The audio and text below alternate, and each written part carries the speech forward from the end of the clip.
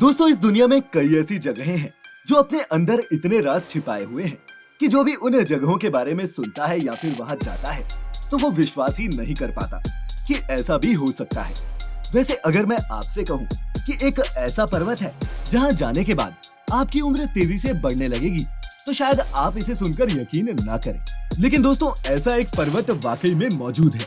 हम बात कर रहे हैं कैलाश पर्वत की। जी हाँ, यही वो पर्वत है जिसके गर्भगृह में छिपा हुआ है रहस्यों का भंडार, जहां अभी तक कोई भी इंसानी ताकत नहीं पहुंच पाई है। वैसे ये तो उस पर्वत के रहस्य की सिर्फ एक झलक थी। आज हम आपको इस वीडियो के जरिए कैलाश मानसरोवर की ऐसी बहुत सी रहस्यमयी बातें बताने जा रहे हैं। तो और देर न करते हुए शुरू करते हैं ये इंटरेस्टिंग वीडियो। नमस्कार दोस्तों और स्वागत है आपका द मिस्टिका लैंड पर एक बार फिर। कैलाश पर्वत की ऊंचाई 6600 मीटर से भी अधिक है, जो दुनिया के सबसे ऊंचे पर्वत माउंट एवरेस्ट से लगभग 2200 मीटर कम है। ये हिमालय के उत्तरी क्षेत्र में तिब्बत में स्थित है। क्योंकि तिब्बत फिलहाल चीन के अधीन है, अतः कैलाश पर्वत चीन में आता है। हिंदू पौराणिक मान्यताओं के अनुसार भगवान शिव का वास इसी पर्वत पर है। यहीं से महाविष्णु के कर कमलों से निकलकर गंगा कैलाश पर्वत की चोटी पर गिरती है, जहां प्रभु शिव उन्हें अपनी जटाओं में भर धरती में निर्मल धारा के रूप में प्रवाहित करते हैं।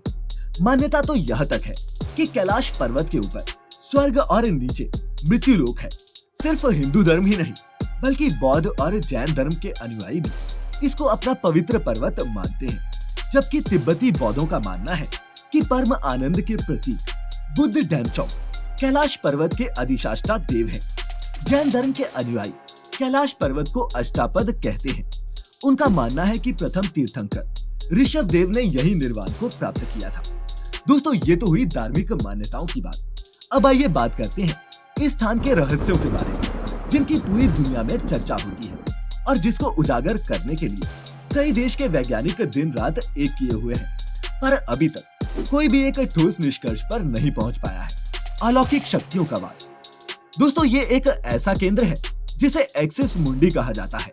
ये वो पॉइंट होता है जहां आकाश और पृथ्वी के बीच का मिलन होता है और दसों दिशाएं मिल जाती हैं। रशिया के वैज्ञानिकों का दावा है कि एक्सिस मुंडी वह जगह होती है जहां अलौकिक शक्तियों का प्रवाह होता है और आप उन शक्तियों के साथ खुद को कनेक्ट कर सकते हैं। इन्हीं शक्तियों के बारे में रशिया के वैज्ञानिकों ने जब यहाँ के मंदिरों के कुछ धर्म गुरुओं से एक लंबी चर्चा की, तब ये बात सामने निकल कर आई कि कैलाश पर्वत के चारों ओर कोई अलौकिक शक्ति है, जिसमें आज भी तपस्वी लोग आध्यात्मिक गुरुओं के साथ टेलीपैथी के जरिए संपर्क करते हैं। वो कौन सी शक्ति है और यह कैसे विद्यमान है, ये अपने आप में ही एक बहुत बड़ा रहस्य है। धरती का केंद्र बिंदु। दोस्तों, ऐसा माना जाता है कि धरती के दो ध्रुव दक्षिण और उत्तर दोनों के मध्य में स्थित है हिमालय और इसी का केंद्र है कैलाश पर्वत। इस लॉजिक के मुताबिक ये धरती का केंद्र है, पर इसको लेकर काफी मतभेद भी वक्त वक्त पर सामने आते रहे हैं। वैसे वैज्ञानिक लगातार इस पर्वत पर नजर बनाए हुए हैं और उम्मीद है कि इस बात का सच भी जल्द ही बाहर आएगा। आज तक अजय है कैलाश पर्वत। सबसे बड़ा रहस्य तो ये है दोस्तों कि आखिर आज तक कोई भी इंसान इस पर्वत की चोटी पर क्यों नहीं चढ़ पाया, जबकि दुनिया की सबसे ऊंची पर्वत चोटी यानी कि माउंट एवरेस्ट की चोटी पर पहुंचने वालों की संख्या बहुत बड़ी है। हालांकि साल 1980 में चीन की सरकार ने यहाँ चढ़ने की कोशिश पर ही रोक लगा दी थी। ऐसा मानना है कि जो भी यहाँ चढ़ने की कोशिश करता है वो दिशाहीन हो जाता है, साथ ही उसकी उम्र भी बढ़ने लगती है। जी हाँ दोस्तों, और कई किस्से तो ऐसे भी सुनने को मिलते हैं कि 19वीं और 20वीं सदी की शुरुआत में कुछ पर्वतारोहियों ने इस पर चढ़ने की कोशिश की थी और वे गायब हो गए। कैलाश पर चढ़ने की आखिरी कोशिश लगभग 18 साल पहले यानी कि साल 2001 में की गई थी, जब चीन ने स्पेन की एक टीम को कैलाश पर्वत पर चढ़ने की अनुमति दी थी। पर दोस्तों, अब कैलाश पर्वत के शिखर की चढ़ाई पर पूरी तरह से बैन लगा दिया गया है। लेकिन कहा जाता है कि 11वीं सदी में एक तिब्बती बौद्ध योगी मिलारेपा ने इस पर चढ़ाई की थी। रशिया के वैज्ञानिकों की एक रिपोर्ट यूएन स्पेशल मैगजीन के 2004 के जनवरी अंक में प्रकाशित हुई थी। हालांकि मिलारेपा ने खुद इसके बारे में कुछ भी नहीं लिखा है, इसीलिए ये भी एक रहस्य बना हुआ है। दो झीलों का रहस्य। पहला, मानसरोवर, जो दुनिया के शुद्ध पानी की उच्चतम झीलों में से एक है और जिसका आकार सूर्य के समान है। दूसरा है राक्षस ताल, जो दुनिया की खारे पानी की उच्चतम झीलों में से एक है और जिसका आकार चंद्र के समान है। ये दोनों ही झीलें सौर और चंद्र बल को प्रदर्शित करती हैं, जिसका संबंध नेगेटिव और पॉजिटिव एनर्जी से लगाया जाता है। इन झीलों की खूबसूरती और बनावट आपको अचंभित कर देगी। जब दक्षिण से इस नजारे को देखते हैं तो एक स्वास्तिक चिन्ह वास्तव में देखा जा सकता है। इस जगह को लेकर काफी सारी धार्मिक मान्यताएं हैं। खासकर हिंदू धर्म ग्रंथों में कई बार इस जगह का उल्लेख मिलता है। प्रमुख नदियों का उद्गम इसी स्थान से क्यों? कैलाश पर्वत की 4 अलग अलग दिशाओं से 4 अलग अलग नदियों का उद्गम हुआ है। ब्रह्मपुत्र, सिंधु, सतलुज व करनाली। इन नदियों से ही गंगा, सरस्वती सहित चीन और भारत की दूसरी नदियां भी निकली हैं। कैलाश की चारों दिशाओं की आकृति अलग अलग जानवरों के मुख के समान दिखाई पड़ती है, जिसमें से इन नदियों का उद्गम होता है। पूर्व में अश्व मुख है, पश्चिम में हाथी का मुख, उत्तर में शेर का मुख और दक्षिण में मोर का मुख है। ऐसी आकृतियां देखकर कोई भी अचरज में पड़ सकता है, क्योंकि इनकी बनावट देखकर तो बड़े बड़े वैज्ञानिक भी कुछ देर के लिए सोच में पड़ जाते हैं। हिम मानव की मौजूदगी। दोस्तों, हिम मानव या फिर यति का नाम तो आप सबने सुना होगा। कहते हैं कैलाश पर्वत पर इनकी मौजूदगी है। वैसे ये सिर्फ हम नहीं कह रहे, बल्कि दुनिया के 25 से ज्यादा वैज्ञानिकों ने ये दावा किया है कि इस जगह हिम मानव की मौजूदगी है। और इनके इन दावों के पीछे की वजह है बर्फ पर मिले कुछ अजीबोगरीब पैरों के निशान, जो किसी साधारण इंसान के नहीं लगते, न ही किसी बड़े जानवर के हैं। ऐसे में हिम मानव के मौजूद होने की शंका बढ़ जाती है। हालांकि इसका कोई पुख्ता सबूत अभी तक नहीं मिला है। अगर इन दावों को सच मान लिया जाए तो सवाल ये उठता है कि हिम मानव ने इसी जगह को क्यों चुना? अजीब सी आवाज का सुनाई देना।